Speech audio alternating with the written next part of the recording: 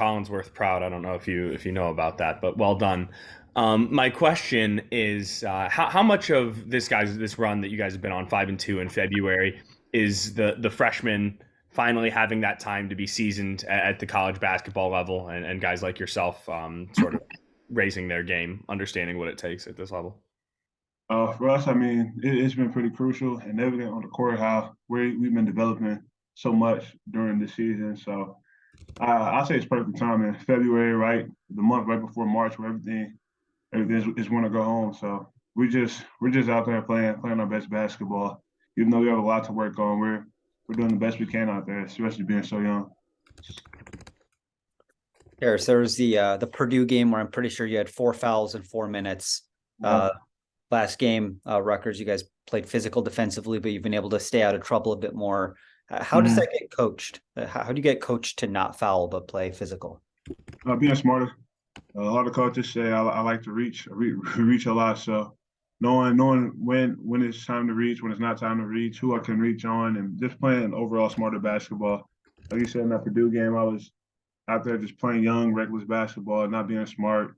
Then I got a check. They got my third foul, so I had to sit the whole first half. So it was pretty rough for me. But learning from that game, being able to learn from my own mistakes and do better forward.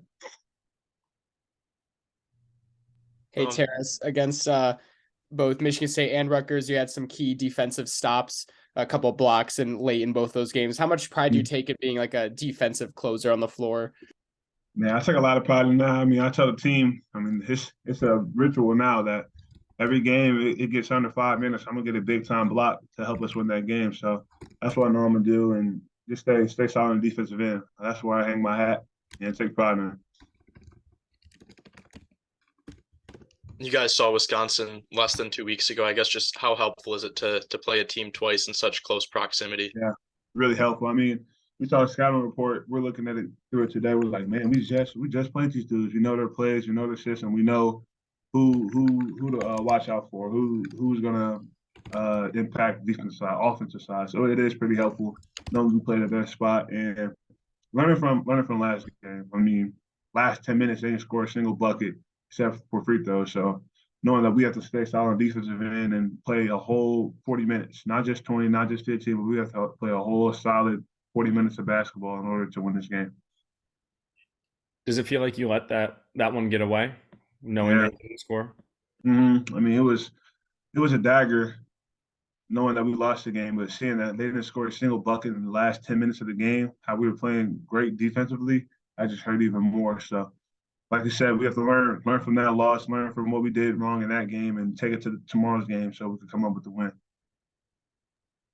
I know you and Doug are roommates, and you have a very competitive relationship. How's the dynamic of that relationship changed now that you're both, contributing big minutes, making big plays in the closing stretch? I mean, it's still the same. I mean, we're brothers at the end of the day. We're gonna be brothers on and off the court. Seeing what he's doing on the court is pretty impressive and spectacular, especially late in the season when we really needed him. A lot of people doubted him earlier. He's showing what he could really be, a true point guard on that floor. So in February, we're going to need that to carry over in March. I guess just sticking with Doug, Tarris, I guess, where have you seen his game grow the most as of late?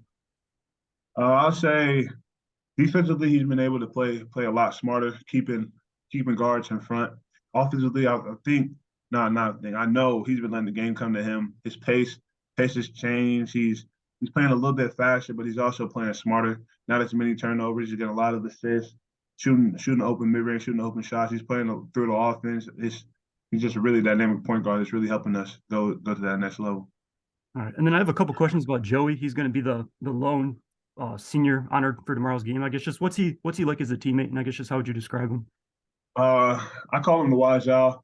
He knows a lot. He's been through a lot. He's been through Duke. He's seen the ins and outs of this college basketball program. So college basketball state. So talking to him, he's really helpful. I mean, he's the one telling me what to do on the court, offensively, defensively, what he sees, how athletes will be more dominant, or he might help side rotations. Just talking to him, he really knows the game. So having a player like that, especially a leader, especially for a young guy like me, talking to him could really help me elevate my game.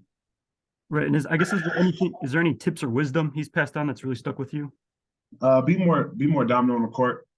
He tells me on the bench when I'm not as dominant as I can. He's like, come on, T, I need you to be more dominant out there, be a beast. I mean, before every game, when we dapping up after the handshakes and everything, he's like, T, I need you to be dominant today. I said, I got you, bro.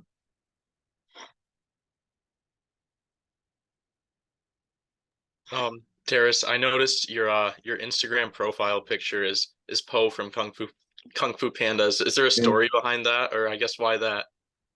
I can relate to Polo a lot. I mean, growing up, everybody called me fat, slow. I couldn't do this, couldn't do that. So he was the one that was chosen to be the Dragon Warrior. So that's like the route I'm taking now, just slow day by day, pace by pace. I mean, at first he wasn't all that. People didn't expect him to be even chosen for the Furious Five. So now he ended up being the Dragon Warrior, the best character of all time. So that's the route I'm about to take and be the best college basketball player to ever come through Michigan University. So that's the goal. Terrace, you mentioned Joey like telling you to be dominant. Is there a point this season so far that you felt like the most dominant on the court? Michigan State game when I think it was the big block on Hauser. I think a minute 5 left or whatever.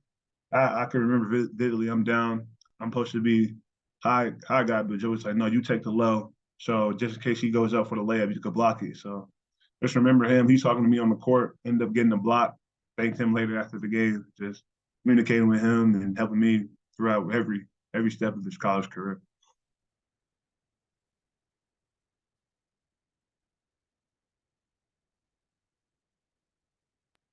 What's the difference in vibe in the locker room, I guess, today as opposed to 1 month ago? Uh oh yeah, it's a lot. It's way different knowing that we're winning, but knowing that we're still in a tough situation predicament right now. We have 3 games that we have to win in order to make the tournament. So we're more locked in than ever, tuned in to practice and ready to go day by day, game by game to dominate whoever's in front of us.